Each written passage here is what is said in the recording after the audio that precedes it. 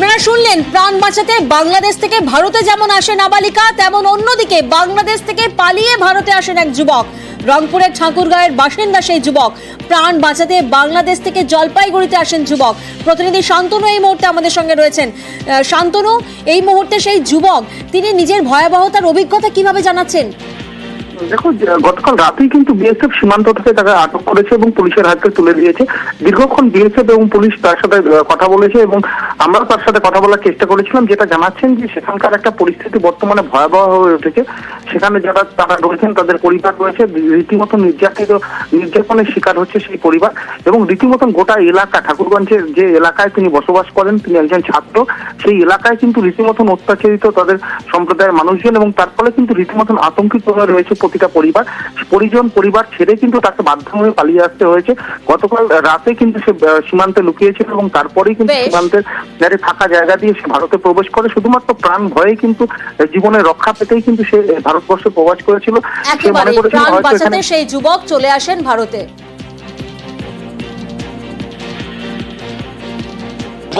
একদম সনাতনী আমাদের হিন্দুদের উপর অনেক টর্চার হচ্ছে, যার কারণে আমি বাংলাদেশ থেকে ইন্ডিয়াতে আসি।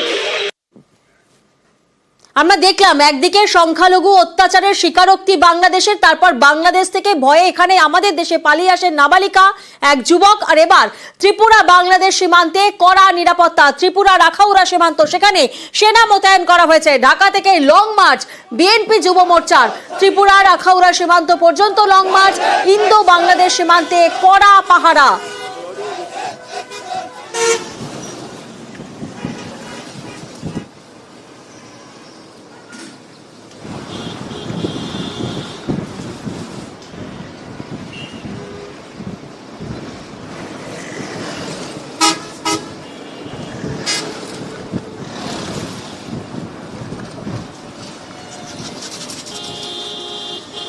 कुछ दिनों से ऑलरेडी हम लोग इधर इंटीग्रेटेड चेक पोस्ट अखौरा के पास फिक्स पिकेट लगा दिया है।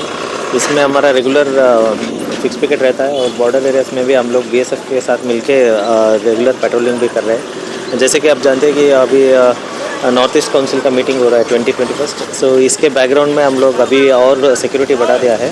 पूरा जो सेंसिटिव एरियाज है, कम्युनली सेंसिटिव एरियाज है, इस सब में पीस रखने के लिए जो चाहिए सभी स्टेप्स हमने ले लिया है।